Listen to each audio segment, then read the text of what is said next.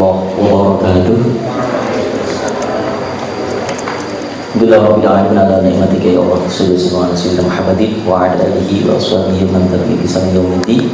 Rabbi a'udzu bika min hamazati syayatin wa a'udzu bika rabbi an yahdurun. Baik anak-anakku, yuk kita kembali kita awali setiap aktivitas kita dengan membaca umul kitab. Semoga apa yang kita akan peroleh, setiap ilmu yang akan disampaikan para guru kita, narasumber kita menjadi ilmu yang manfaat, akhirnya akan menghantarkan kita untuk meraih keberkahan dunia akhirat. Ada hadiah di barakati di sirril Fatihah. A'udzubillahi minasyaitonir rajim. Bismillahirrahmanirrahim. Alhamdulillahirabbil alamin. Arrahmanir rahim. Maliki yaumiddin. Iyyaka na'budu wa iyyaka nasta'in. Ihdinas siratal mustaqim. Siratal ladzina an'amta 'alaihim ghairil maghdubi 'alaihim waladdallin. Rabbi firli wa liwalidayya wa lil mu'minina amin. Baca shalawat.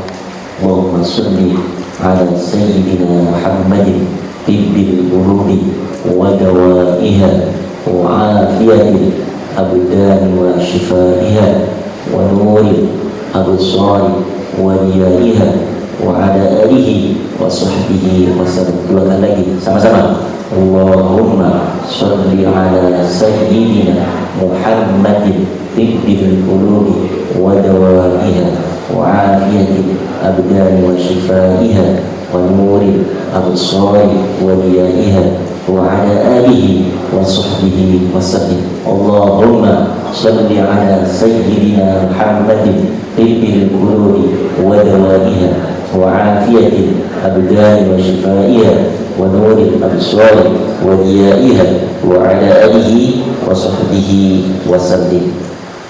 Baik aku, alhamdulillah hari ini kita kehadiran ayahanda kami tercinta yang beliau amat sangat super sibuk, namun alhamdulillah berkenan untuk menyisihkan waktunya berbagi ilmu dengan anak-anak.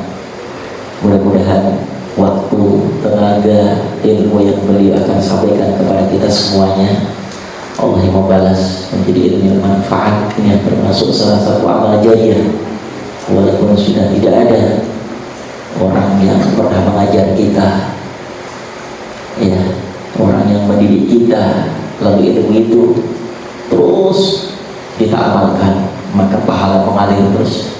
Begitu berharapan kami suatu ketika akan mengalir pahala untuk ayah, tidak hanya hari ini ayah, tapi insya Allah ayah mendapatkan kebahagiaan, kemudian di sisi Allah Subhanahu wa Ta'ala, karena dengan keikhlasan, ketulusan, kesabaran ayah selalu untuk umat, dan hari ini untuk para santri penghafal Al-Quran. Insya Allah ayah ada nama lengkapnya adalah Singgih Supriyadi. Beliau lahir di Pekalongan, ya. Anak-anak kalau nanti lihat YouTube ada di RCTI, SCTV, Indosiar atau Trans 7, ada judulnya Totok Telur Singgih Supriyadi. Nah, pasti keluar beliau yang insya Allah setiap hari tidak kurang dari 50-100 orang ngantri ke rumah beliau untuk ditotok, ya, karena yang datang semua punya masalah dengan apa? Penyakit. Dan ternyata Rasul juga memberikan satu kabar, likulidain dawaun, setiap penyakit Allah turunkan obat. Namun ternyata obat itu tidak semua orang bisa mendapatkan, hanya orang yang dipilih oleh Allah menjadi wasilah Allah datangkan kesembuhan itu atau obat itu.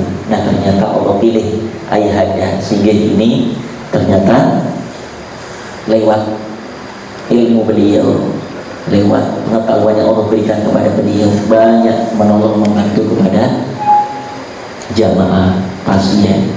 Dan alhamdulillah satu pun gak dipungut biaya oleh beliau.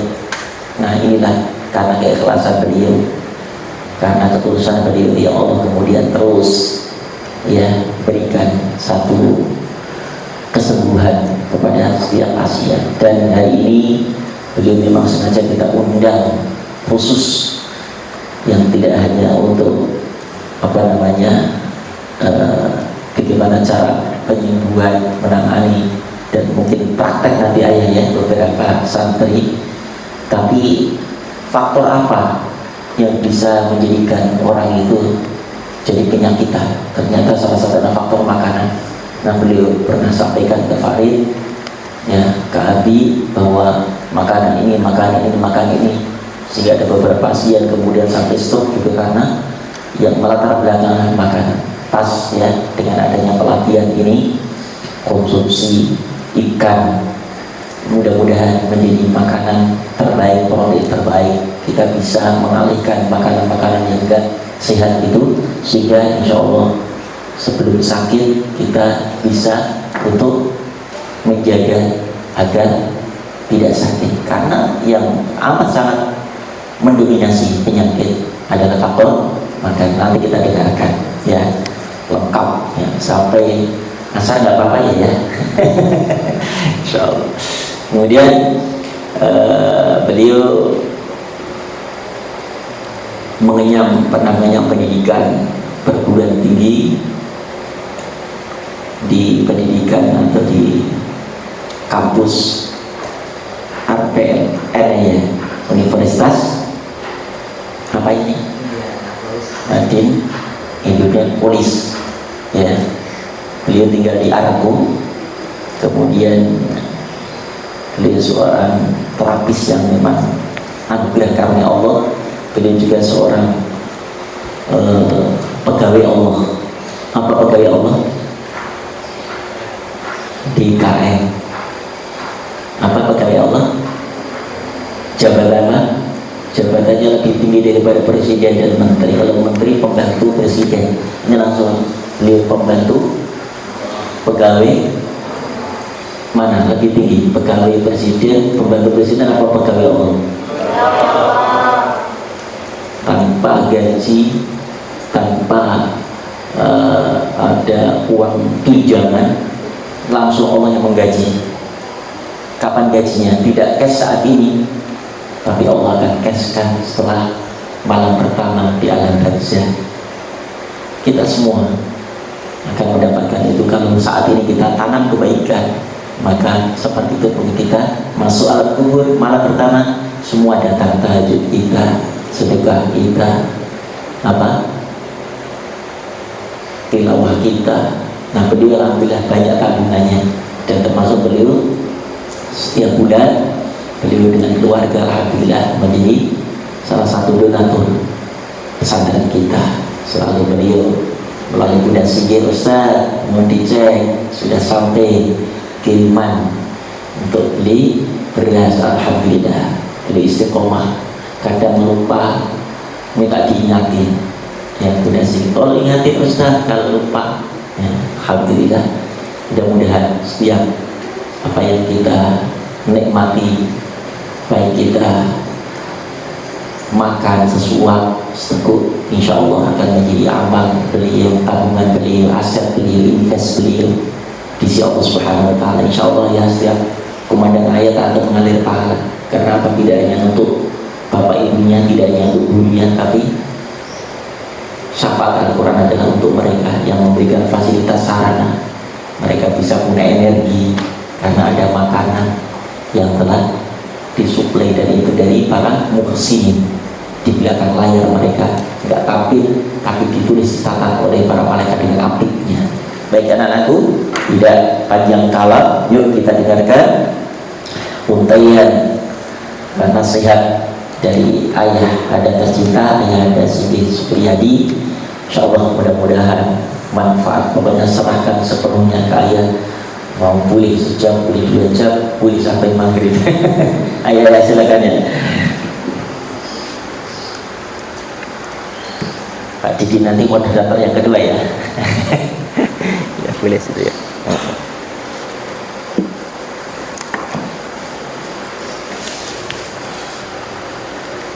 Saya pakai deh. Bismillah. Bismillahirrahmanirrahim. Assalamualaikum warahmatullahi wabarakatuh. Waalaikumsalam. Alhamdulillahirabbil alamin wassalatu wassalamu ala asyrofil anbiya'i wal mursalin asyhadu an la ilaha illallah wa asyhadu anna muhammadan abduhu wa rasuluh. Allahumma sholli ala sayyidina Muhammad wa ala ali sayyidina Muhammad. Yang kami hormati Bapak Ustadz Farid yang dimuliakan Allah, dan Bapak Didik sahabat saya juga yang dimuliakan Allah, yang kami cintai,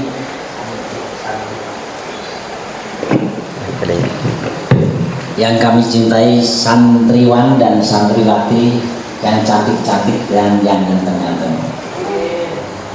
Sebelumnya mari kita panjatkan puji syukur kehadirat Allah Subhanahu wa taala atas rahmat dan karunia-Nya yang diberikan pada pagi menjelang siang hari ini. Kita dalam keadaan sehat walafiat, dan alhamdulillah kita bisa bertemu walaupun saya pertama, mungkin banyak yang sudah kenal sebagian. Hari ini hari serta salam semoga tetap Desember, kepada junjungan Nabi hari kedua pelatihan wirausaha para santri pengembang Al-Quran yang menghadirkan para narasumber. Semoga kita tetap istiqomah untuk menjalankan ajaran-ajarannya, dan juga mudah-mudahan dipertemukan di surganya Allah. Amin ya Allah. Tadi udah diperkenalkan sama Ustadz, nama saya itu Singgi Supriyadi, tinggal di Arpo, Komplek Aku, tahu kan ya, sering dibilang kalau nggak salah. Sebagian ini teman-teman banyak yang sudah pada di sana, rumah jemput saya tadi. Ini untuk apa nih? Ice breaking ya, jadi memecahkan suatu masalah. Jadi kita itu sering menghadapi hal-hal yang baik dan buruk. Semua itu dari Allah. Baik dan buruk itu semua dari Allah. Kalau kita menerima hal yang baik, kita selalu siap. Dapat keuntungan, dapat hadiah, dapat sehat, itu selalu siap. Tapi pada saat kita itu menderita, pada saat kita kehilangan sesuatu atau siapapun, harta atau apapun, kita kadang-kadang nggak siap, sedihnya setengah mati, terus akhirnya bisa stres, terus bisa juga kalau imannya nggak kuat bisa bunuh diri. Dua macam itulah sebetulnya Allah berperan di situ. Semuanya itu untuk menguji. Kebaikan juga mendapat jabatan yang baik juga kita diuji juga sama Allah. Kalau yang baik kan siap, apakah siap untuk amanah? Yang buruk mendapatkan segala macam yang sepele aja. Kita dicaci maki sama orang itu sebetulnya itu ujian. Allah menggerakkan dia untuk mencaci maki kita. Tapi kadang-kadang kita tidak sadar, malah membalas apa yang terjadi. Nah, inilah pikiran-pikiran yang negatif ini akan menimbulkan suatu penyakit. Jadi kalau kita negatif, itu namanya hormon kortisol. Itu meningkat, apa yang terjadi? Asam lambung naik. Stres, cemas, itu asam lambung naik. Kalau asam lambung naik tinggi, ada istilah namanya terjadi penyakit GERD. GERD, pernah baca? Di asam lambung yang menjebak, yang terdapat di lambung, di perut, menekan ke jantung, sehingga apa yang terjadi? Jantung pekerjaannya tidak optimum. Kalau di situ ada penyempitan pembuluh darah, maka apa yang terjadi? Bisa terjadi suatu kematian. Padahal sepele aja gara-gara dia stres. Ya, makanya kita kalau mendapatkan sesuatu yang baik dan buruk, ya alhamdulillah. Dia dimarahin orang, itu Allah menggerakkan dia. Kita jangan reaktif. Orang yang reaktif itu kurang bagus. Jadi kita, apa sih maknanya itu orang itu marahin saya nggak apa-apa kok dimarahin. Jangan kita reaktif, apa, diem aja. Itu adalah untuk menahan asam lambung. Kalau kita stres, itu asam lambung naik, metabolisme dalam tubuh itu menurun. Jadi asam itu sifatnya menekan jantung, menekan liver, menekan yang lain-lain, sehingga kalau ditekan itu performance atau kerja daripada organ tubuh yang penting itu akan menurun. Apa yang terjadi? Kita jadi tidak sehat. Ya.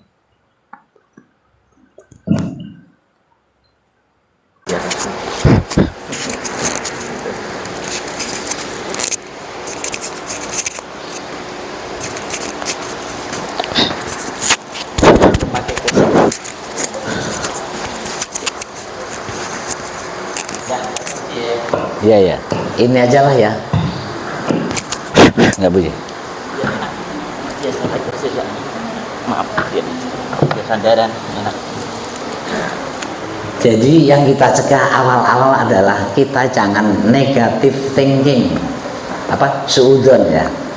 Jadi kita ikhlas-ikhlas saja kalau ada sesuatu hal yang buruk. Apa sih orang ini?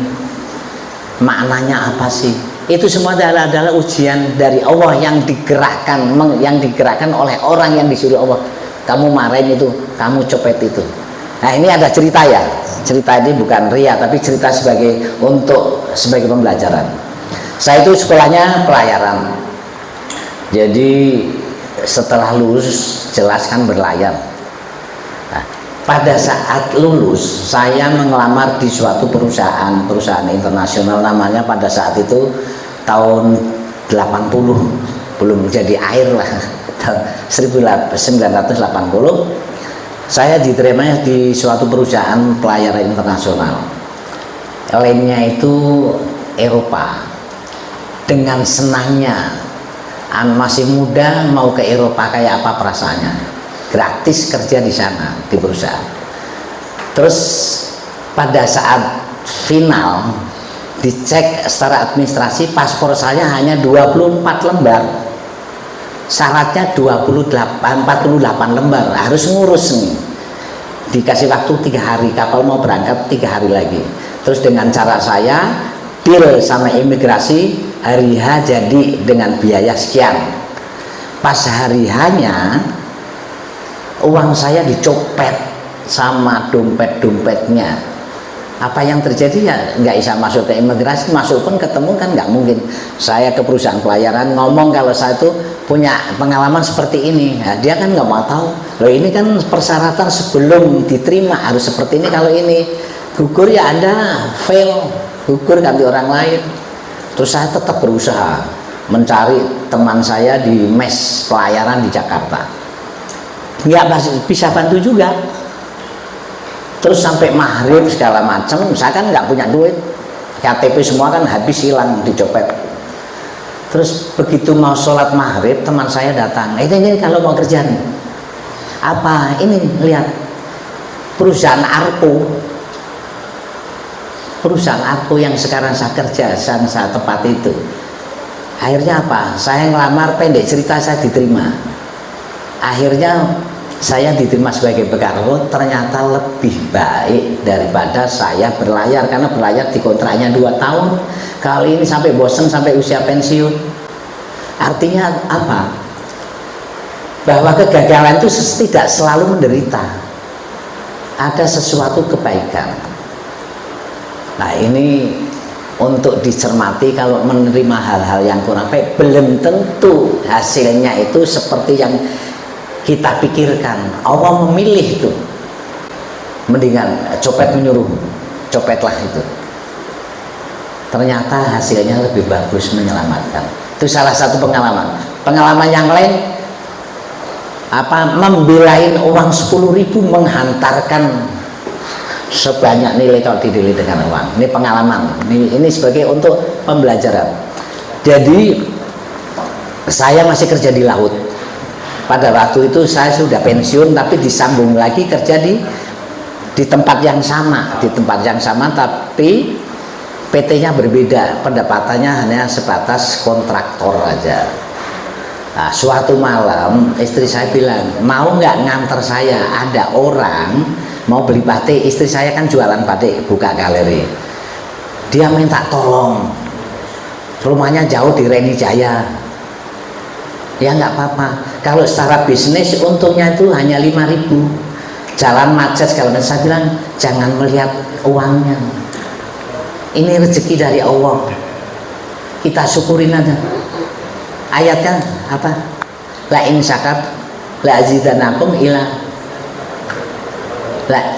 la in syakartum la azidanakum wa la in kafartum inna adzabi lasyadid. Kalau kita mensyukuri nikmat-nikmat Allah yang berikan akan ditingkatkan. Ternyata benar, dengan uang 5.000 itu akhirnya memang orang itu belinya hanya satu baju aja, untungnya 5.000. Istri saya ngomong sama suaminya, Mas kerja di mana Mas?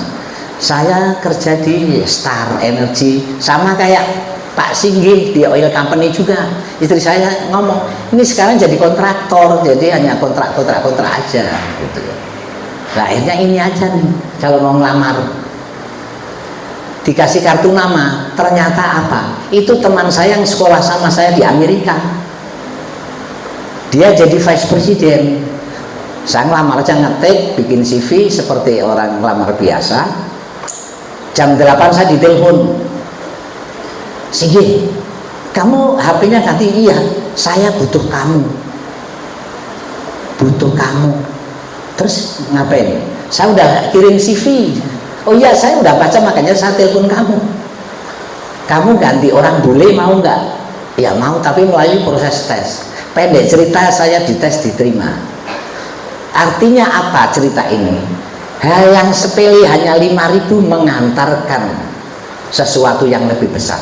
Makanya jangan menyepelekan hal-hal yang sepele. Itu Allah menguji, mau mensyukuri enggak? Itu ya. Itu bagian daripada kehidupan. Makanya kita sebagai manusia apapun yang terjadi kita syukurin aja, alhamdulillah lah. Seperti ketemu saya, bisa berkumpul dengan pengajar, bisa di sini, itu semua itu diatur sama Allah, tidak ada hal yang kebetulan. Jadi tetap aja bersyukur ya. Nah sekarang ini apa, ice breaking kan sudah selesai. Ini masih banyak, kalau mau cerita nggak kelar-kelar nggak usah. Ini untuk memberikan semangat. Kita jangan pernah putus asa, jangan pernah. Kalau umpama ngapalin Al-Quran nggak hafal-hafal, kok dia cepet hafal, ini kok nggak hafal, jangan putus asa. Artinya apa? Suruh mengulang biar bacaannya banyak gitu. Kok dia cepet hafal ya, soalnya enggak. Itu diuji kita, suruh ngulang-ngulang itu pahalanya lebih banyak diulang-ulang. Begitu Ustaz ya. Nah sekarang mengenai kesehatan. Sehat itu sebetulnya murah, yang mahal tuh kalau sakit supaya sehat. Nah, sekarang yang kita tanamkan, sehat itu adalah murah dari niat kita. Sehat ditentukan oleh perilaku juga, pola hidup gimana supaya kita tetap sehat? Ya positif tadi, positive thinking tadi. Harus positif. Tapi kalau kita negatif, apa yang terjadi? Asam lambung naik. Terus pola makan. Kalau udah makan, ingat jangan terlalu kenyang berlebihan. Apa kalau terlalu kenyang berlebihan? Kalau akumulasinya tiap hari nambah, tiap hari nambah, itu yang kita makan itu kan karbohidrat. Sehingga penumpukan karbohidrat ini dari nasi ini. Apa yang terjadi? Itu kerja pankreas itu kerja berat. Apa yang terjadi ke pankreas itu kerja berat? Akhirnya pankreas adalah memproduksi insulin. Kalau kita mengonsumsi nasi terlalu banyak sehingga glukosanya tinggi, lah tidak mampu ini insulin pankreas itu memproduksi sesuai dengan yang kita makan. Jadi insulin itu adalah untuk merubah dari glukosa menjadi energi. Ya, jadi kalau kita kelebihan, akhirnya ini tiap hari makan nambah, akhirnya kena diabetes. Nah kalau sudah kerusakan pankreas itu susah dibetulkan secara medis ya. Tapi kalau Allah kan beda. secara medis ini, secara teori medis kerusakan pankreas tidak dibetulin. Tapi banyak hal yang ditentukan oleh medis tapi sembuh juga banyak. Tapi yang penting ikhtiar kita itu ikhtiar positif. Ya, tentunya sebelum makan kan kita harus cuci tangan kan, harus higienis. Ini apa pola hidup secara Rasulullah nih. Jadi cuci tangan dulu, berdoa awal dan terakhir. Kalau mengawali makan harus apa, terakhir harus apa. Ini resep-resep untuk sehat. Terus kalau udah makan jangan nambah lagi, berhenti sebelum kenyang. Kalau berlebihan banyak hal, seperti salah satunya itu penyakit diabetes. Nah kalau kebanyakan mengonsumsi kuning telur, kolesterol. Jadi kalau kita makan tuh putihnya lebih bagus daripada kuningnya, karena putihnya itu mengandung protein. Ya, protein. Jadi kalau kolesterol terus tadi manis, apa yang terjadi kan? Kolesterolnya tinggi. Batasan kolesterol itu adalah 205 maksimum. Kalau kolesterol tinggi tidak turun-turun, kita makan yang manis-manis tidak turun. Antara kalau manis itu trigliserid, indikasinya trigliserid. Kalau trigliserid sama kolesterol tinggi, apa yang terjadi? Bisa menjadikan plak-plak di dalam pembuluh darah. Plak-plak itu menjadikan penyempitan. Nah kalau pembuluh darah menyempit di jantung maupun di organ yang lain, apa yang terjadi? Jadi aliran darah tidak lancar. Akhirnya kebutuhan di otak mau di organ yang lainnya itu tidak cukup. Kalau di otak kekurangan oksigen dan aliran darah, stroke. Nah penyempitan bisa di mana-mana. Yang paling sensitif adalah penyempitan di otak. Otak itu pembuluh darah yang kecil serambut-rambut. Kalau terjadi penyempitan itu bisa stroke. Terus kalau di jantung itu terjadi jantung koroner. Itu penyelesaiannya adalah dipasang ring atau bypass. Kalau pasang ring itu sama aja mobil Toyota dipasang di sini biayanya mahal di atas 150 juta. Satu ring.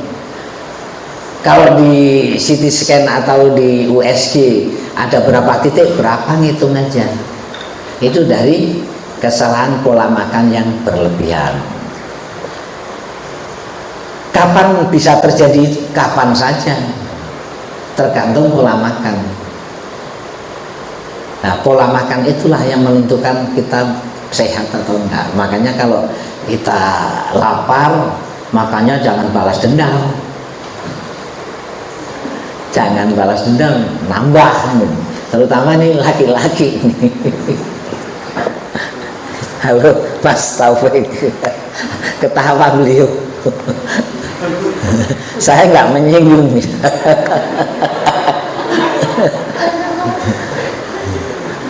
Sampai sini ada pertanyaan, silahkan tanya bebas saja.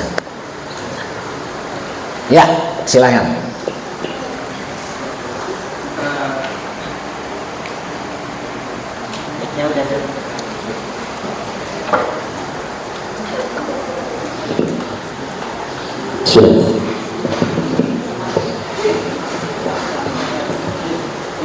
Assalamualaikum warahmatullahi wabarakatuh. Waalaikumsalam warahmatullahi wabarakatuh. Izin bertanya Pak, karena ini menyangkut dengan kesehatan yang sangat penting untuk kita jaga. Karena di Indonesia ini kita hidup, masyarakatnya cenderung lebih memilih mengobati daripada mencegah. Itu mungkin Bapak lebih paham daripada itu. Dan saya tanyakan tentang pola hidup kita sebagai di kalangan santri. Tentunya ada keterbatasan terkait dengan asupan makanan yang bergizi dan juga bervitamin seperti itu. Dan kebutuhan hidup itu tidak lepas daripada protein, karbohidrat dan juga lemak. Dan tentunya dengan proporsi yang sudah ditentukan sesuai dengan resep dokter seperti itu, sesuai dengan kebutuhan tubuh. Yang menjadi pertanyaan saya, kita kalangan santri itu sangat akrab sekali dengan yang namanya gorengan, dan juga sangat akrab dengan yang namanya Vinto, Segar Sari dan semacamnya, minuman-minuman saset yang kebanyakan kedokteran menyatakan itu adalah makanan yang kurang sehat seperti itu. Yang saya tanyakan, bagaimana cara pola hidup kita yang serba keterbatasan ini, yang cenderung sering mengumpulkan dari rasa daripada manfaat untuk tubuh seperti itu. Itu yang pertama. Dan yang kedua, untuk asupan lemak, tentunya kita tahu lemak itu ada lemak jahat dan juga lemak baik, seperti itu. Dan proporsi asupan lemak tidak selamanya jahat seperti yang kita kenal seperti yang kita kenal seperti itu. Dan untuk konsumsi lemak yang sesuai dengan kebutuhan tubuh itu porsinya seperti apa, dan makanan apa yang sekiranya bisa mendukung metabolisme tubuh itu menjadi lebih baik seperti itu. Sekian, Assalamualaikum warahmatullahi wabarakatuh. Terima kasih. Pertanyaannya bagus, ini harus ditulis nih, karena kalau nggak ditulis, kalau dihafal itu susah ya. Ada spidol.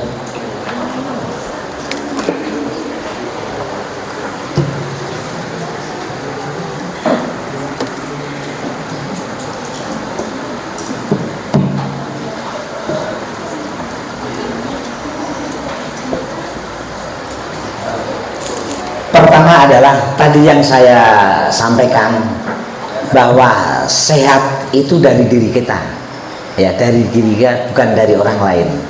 Jadi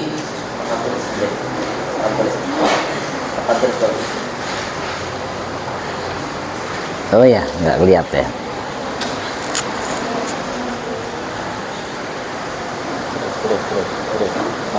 Ah, sini, mundur lagi, mundur, terus mundur. Nah, terus. Nah, Nanti kursinya pindah. ya.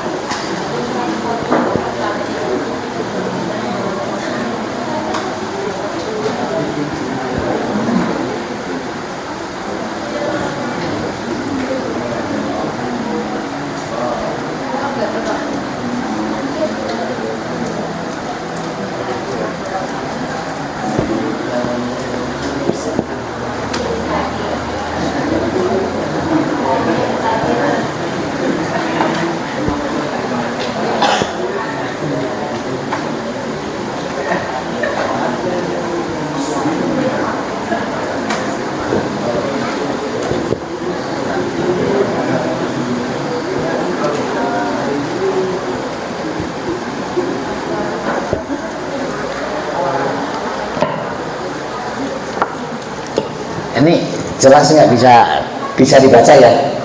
Tulisannya jelek. Ini tadi sudah kita singgung, berdoa, itu jelas lah. Ini semuanya tips sehat tuh sesuai dengan tuntutan Rasulullah ini. Ya, berdoa makanan yang halal, apapun halal. Jadi kalau halal kan nggak usah diterangin lah, udah tahu kan. Nah sekarang umpama saya pencuri nih, tahu mencurinya barang nih, saya beli makanan saya kasih haram nggak? Situ tahu bahwa ini yang hasil saya gimana? Bisa jawab? Ini saya pencuri, Anda tahu saya mencuri nih, uangnya tahu ini hasil curian, saya beli makanan, ini saya kasih, gimana? Haram atau enggak? Haram tahu. Nah, sekarang saya pencuri, Anda tidak tahu saya mencuri, ini saya kasih makan, haram atau enggak? Halal. Benar, yakin? Ya, jadi kalau kita nggak tahu ya uangnya dari mana kita nggak tahu. Tapi kalau kita tahu, nah itu ini harus makanan yang halal. Di samping proses pembelian uang, tapi secara physically, umpama baby ya jelas lah. Ya, yang lain-lain nggak saya perlu terangin, Anda udah tahu. Ya. Nah, sekarang makanan 4 sehat 5 sempurna, tahu nggak ini? Ini zaman saya masih kecil, masih SMP, pendidikannya adalah 4 sehat 5 sempurna. Terdiri dari apa sih? Apa? Kalau orang Indonesia kan nasi ya, lauk ya. Lauk itu isinya itu protein nih.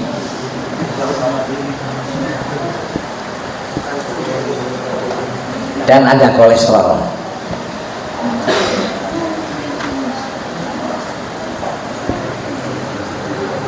Sayur,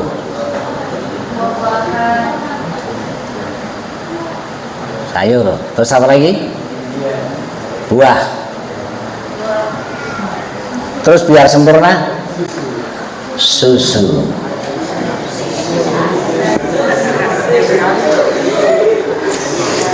Nah, ini dampaknya kalau kita makan nasi terlalu banyak, itu akan menjadikan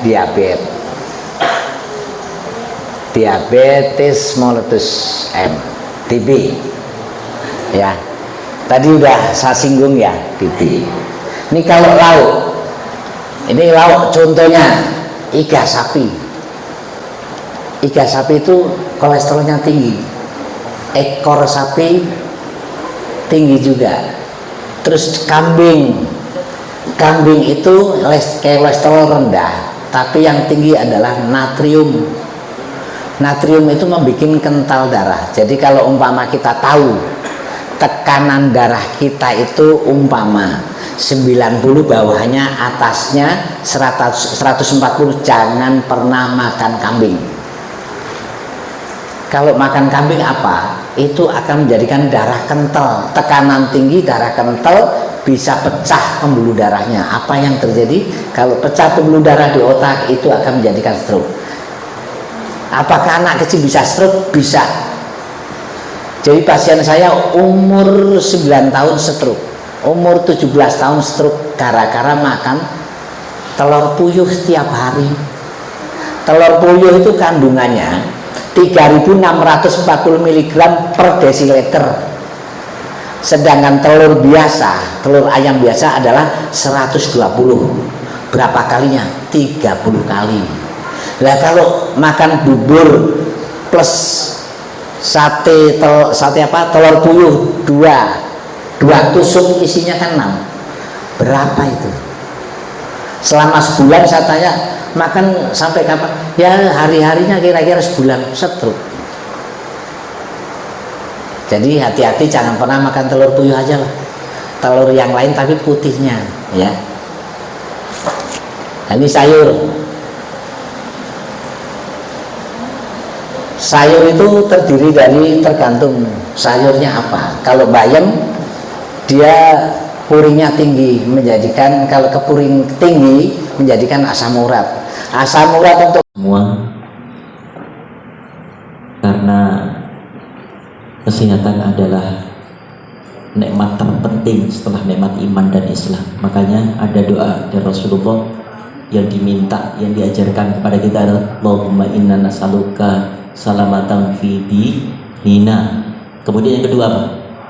Afiatan Setelah minta, ya Allah berikan kepada kami iman, Islam, kokohkan tauhid kami, kuatkan akidah kami.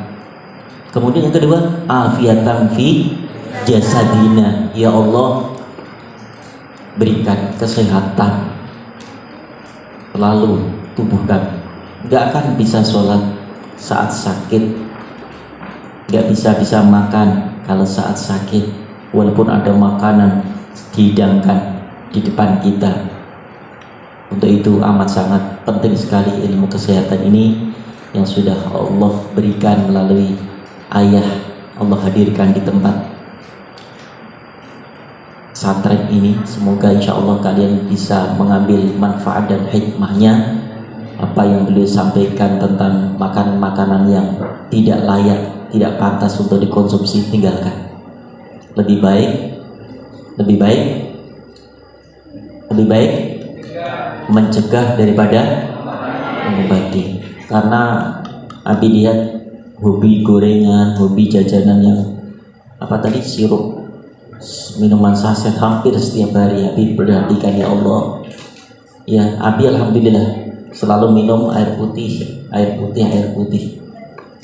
dan tidak pernah Abi itu minum yang diminum sasetan para birdeng, terus apalagi tadi air tadi ekstra dos. Abi nggak pernah, walaupun saat ngupir orang-orang pakai ini, saat itu memang sehat, saya itu memang nikmat, tapi suatu ketika itu akan menjadi dampak yang amat sangat luar biasa untuk tubuh kita. Ya anak-anakku, tinggalkan mulai dari sekarang, cari minuman yang sehat. Alhamdulillah, mudah-mudahan apa yang telah Allah berikan melalui ayah sebagai ilmu yang akan bisa kita ambil manfaatnya sehingga terjaga stamina kita. Kalau tubuh sehat, insya Allah ibadah menjadi nikmat. Tubuh sehat, insya Allah makan menjadi nikmat. Dan semuanya niatkan kita menjaga makanan kita, bagian daripada ibadah kepada Allah Subhanahu wa Ta'ala. Baik, terima kasih ayahanda Singgih yang telah memberikan dan berbagi ilmu dengan para santri penghafal Al-Quran. Yuk kita sempurnakan dengan kafaratul majlis. Subhanallah bihamdika, asyhadu an la ilaha illa anta, astaghfiruka wa atubu ilaik. Assalamualaikum warahmatullahi wabarakatuh.